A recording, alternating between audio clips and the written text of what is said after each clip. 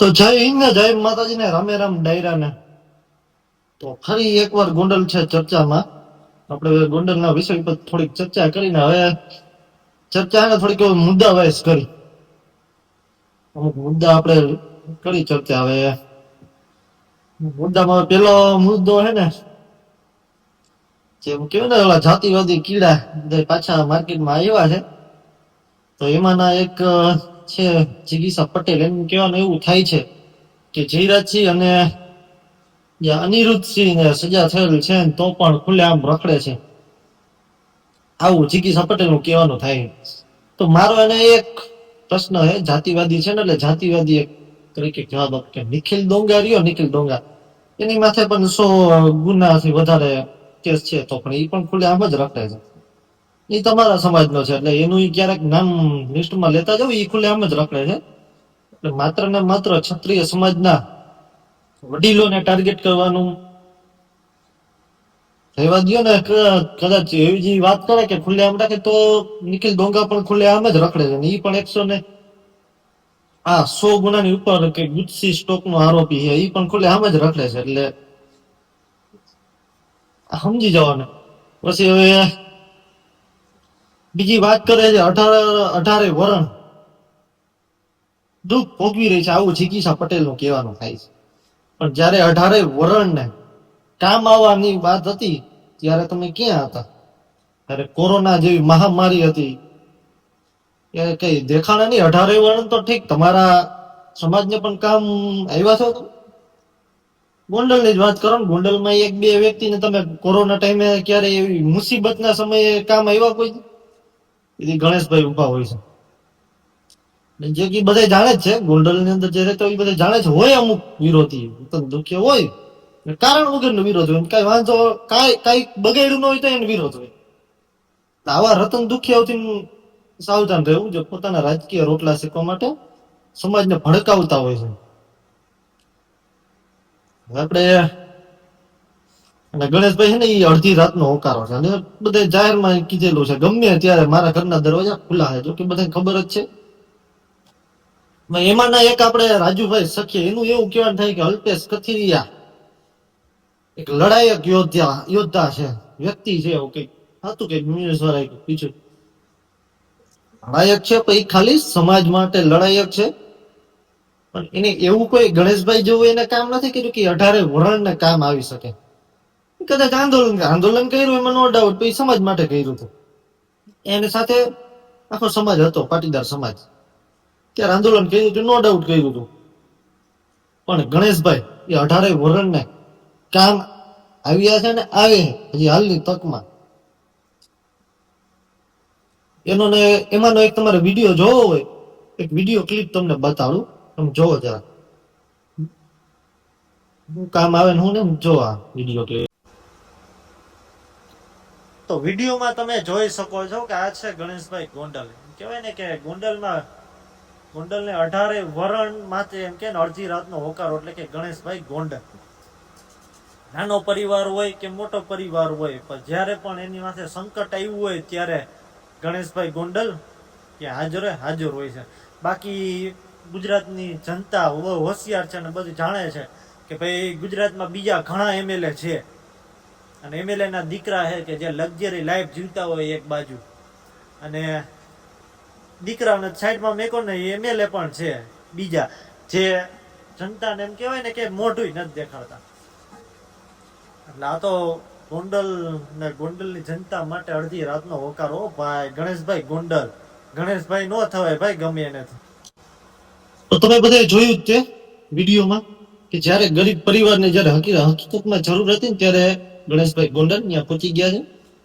જયારે મદદ કરવાની હોય ને ત્યારે ગણેશભાઈ કોઈ દી જાતિ કે પૂછ્યું નથી, ભાઈ તું કઈ જ્ઞાતિનો છો, તું કઈ જ્ઞાતિનો છો.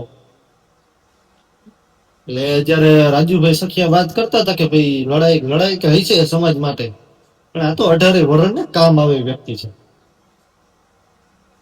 સમજો છો ને એટલામાં સમજી જાઓ કે ભાઈ અડધી રાત. જો કે આગળ કીધું ને, આ તમે વિડીયો જોયો. બીજું કે કોરોનાની જયારે મહામારી હતી ત્યારે પણ બધા એના જરૂર હતી, હોસ્પિટલમાં પણ એને રૂબરૂ મુલાકાત લીધી હતી, જયારે કોરોના જેવી મહામારી એમ કહેવાય. બાકી ગુજરાતમાં એવા ઘણા એમએલએ ના દીકરા છે જે લક્ઝરી લાઈફ જીવે છે, ગાડીમાં હાઈફાઈ ગાડીમાં ફરે છે, એના બાપ એમએલ હોય ને કોઈ ત્યાં આમ એ રખડતા કે કોઈને આમ કહેવાય ને કે મદદ કે કઈ નથી કરતા એમ. પણ તો ગોંડલ અને ગોંડલની જનતા બહુ ભાગશાળી કહેવાય કે આવા એમએલએ મળ્યા છે. એમએલએ ત્યાં અને એમએલએ ના દીકરા એટલે કે ગણેશભાઈ ગોંડલ કહેવાય ને માણસોની સેવા કરે છે. તમે વિડીયોમાં આગળ જોઈને આવે તો અનેક સેવા એને કરી છે. એમને એટલા વર્ષ ન હોય એટલે રાજુભાઈ જરાક યાર હાવ પછી યાર તમે આવ લડાયક હશે નો ડાઉટ, પણ આ લડાયક થી થોડાક વિશેષ છે ગણેશભાઈ કે એ 18 વરણ ને કામ આવે વ્યક્તિ છે અડધી રાતે. ને અલ્પેશભાઈ કોરોના જેવી મહામારી કે ગમે ત્યારે નહીં ને જિગીસા પટેલ કોઈ પાંચેય વ્યક્તિને કામ આવ્યા છે. હા એમાં એક જિગીસા પટેલ નું કઈક હતું કે ભાઈ મારે ગોંડલના 5 વ્યક્તિ માટે લડવું પડે ને તો લડવું છે. અમારે ખાલી એક એને નાનો એવો સવાલ છે, પણ જયારે જરૂર હતી ત્યારે તમે ખાલી 2 વ્યક્તિને કામ આવ્યા છો કોરોના જેવી મહામારીમાં? 2 વ્યક્તિને કામ આવ્યા છો જે અન્ય સમાજના હોય કે તમારા સમાજના હોય પણ કઈ ઓળખાણ ન હોય લાગુ ન હોય એવું કઈ સમયે કામ આવ્યા છો તમે? એટલે માત્ર આ તમારી કહેવાય ને માનસિકતા છે કે જાતિવાદી માનસિકતા છે એ માત્ર ને માત્ર પોતાના રાજકીય રોટલા શેકવા માટે હવે બહુ હવે થયું એમ. આગળ આપણે વાત કરી. હા, હવે એમાંનો એક મુદ્દો એનો એવો છે કે ગોંડલમાં ગુંડાગીરી બહુ હાલે. હવે ગમે કઈક નાનો બનાવ બન્યો હોય કે ગમે આખો બાઈ જાય જેને પર્સનલ મેટર હોય, નાની મેટર હોય, છોકરાઓની મેટર હોય, ગમે મેટર હોય, તો અહીંયા આ છેડો સીધો ગણેશભાઈની સાથે જોડી દેજો. ઓકે, તમે હાલ જોયો જઈશો એક મુદ્દો જે બે પરિવાર વચ્ચે છોકરા બાબતની મેટર હતી અને એમાંથી સુખદ સમાધાન કરાયું. ગણેશભાઈ ને જયરાજજી બે સુખદ સમાધાન થઈ ગયું બે પરિવાર વચ્ચે. તો એમાં અમુક જે હોય ને પોતાના રોટલા શેકવા માટે એનું હાયલું નહીં એમ, અમુક ને બોલાવ્યા નહીં ને બે પરિવારનું સુખદ સમાધાન થઈ ગયું. બોલ પણ બળતરા થતી હોય ને વાંહે એટલે આવું બધું છે રાજી નથી. બાકી ગમે હોય સામાન્ય પરિવારો એને એમ હોય કે હાલો ભાઈ કઈ તું જે હોય છોકરાઓની મેટરમાં શું યાર લાંબુ હોય ત્યારે થવાનું તો થઈ ગયું, તો સુખદ સમાધાન થઈ ગયું એમ કે બે પરિવાર વચ્ચે બે ને સમજાય સમાધાન થઈ ગયું. જે વર્ષો પેલા આપણા બાપ દાદા કરતા બધાને ખબર હોય છે મેલો ને હાલો જે થવાનું તો થવા થઈ ગયું છોકરાઓને મેટર થી. પણ આવા અમુક જાતિવાદી કીડાઓને ગયમું નહીં ને પેટમાં એમ કેમ તેલ રહ્યા કે આપને આ પૂછ્યું નહીં ને એમનું સમાધાન અમુક હોય આવા ગામ અહીંયા ઉકેળો હોય એટલે આવો છે અમુક જે તમે કાલે જોયું તે 2 જણા. આગળ આપણે વાત કરીએ. હા, હજી એક પાછો મુદ્દો સત્તાનો દુરુપયોગ કરે છે. ગુજરાતમાં તમારા સમાજના ઘણા એમએલએ છે અને કેવો સત્તાનો ઉપયોગ કરે છે એ આખી જનતા ગુજરાતી જનતા જાણે છે. ગોંડલના જો કે મેં અગાઉ કીધું કે ગોંડલ અને ગોંડલની જનતા ભાગશાળી છે કે આવા નેતા એને જેડા છે જેને જાહેરમાં તો કીધું જ છે કે ભાઈ અમારો નંબર નાનું એવું કામ હોય તો પણ અમારા ઘરના દરવાજા ખુલ્લા છે ગોંડલ અને ગોંડલની જનતા માટે. બાકી તો ઘણા એમએલએ ના દીકરા હારી હારી ગાડીમાં ફરે છે ને કોઈ પૂછવા નથી જતું. એમએલએ બની જાય ને પછી ખબર કોઈ નથી પૂછતું. આ તો સતત એટલા વિરોધમાં રહેવા છતાં પણ ક્યારેય કોઈને કઈ પૂછવું નથી કે તમે કઈ જ્ઞાતિના છો નાતે. અને વધારે આપણે માર્કેટ યાર્ડમાં જોવો તો વધારે પાટીદાર સમાજના જ છે બધે પોસ્ટ ઉપર. ક્યારે એને જાતિવાદ નથી કર્યો. 18 વરણને સાથે લઈને હાલે. એમાંનું એક તો 18 વરણને સાથે લઈને કામ કરે છે. ગમે સેવાકીય કામ કરે ગમે. આપણે આ લોકો વિરોધ કરે છે તો કઈક સારો વિરોધ, કઈક વિકાસને લઈને વિરોધ કરો. પણ વિકાસને લઈને કઈ વિરોધ કરવા જેવું ગોંડલમાં કઈ હે નહીં. એટલે એની પાસે એક જ મુદ્દો છે, ગોંડલમાં ગુંડાગીરી છે. ગોંડલમાં હવે આખું ગુજરાત જાણે છે કે સુરતમાં હું હાલે છે ત્યાં પેલા કરો. સુરત છે ઘણા એવા સિટી છે જ્યાં ગુંડાગીરી હાલે હું હાલે બધાને બધી ખબર છે. એટલે ગોંડલમાં હાવ શાંતિ છે. આ તો ગમે કઈક નાનું શું ઝઘડો થયો હોય તો એ સીધો છેડો ગણેશભાઈ જોડી દે. એટલે માપે મેળો હોય પછી. અને સૌથી વધારે ગુંડાગીરી ક્યાં હાલે એ બધા સુરત ને મોટા મોટા શહેર ઘણા છે બીજા એ બધી હાલે. કયા સમાજના એમએલએ છે એ બધાને ખબર છે. એટલે માપે મેળે રહ્યો એમ. ને હવે અમુક મીડિયા વાળાને મારે કહેવાનું કે તમારે તો હે ને પેલા તમે આમ ગણેશભાઈ નું કઈક આવું નાનું એવું હોય ને તો વિરોધમાં જો કે કઈ એવી કોઈ વ્યક્તિ કરતો હોય ને તો તમે સીધા માઇક લઈને ભોગી જાવ છો. બહુ એમ કઈક નાનું એવું હોય ને અમુક એટલે ભણે છે અમુક 80% જેવો ગણો.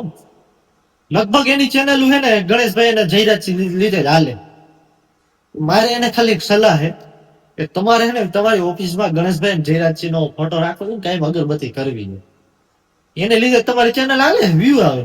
બાકી તમે ચેનલ હાલે એ ક્યાં છે?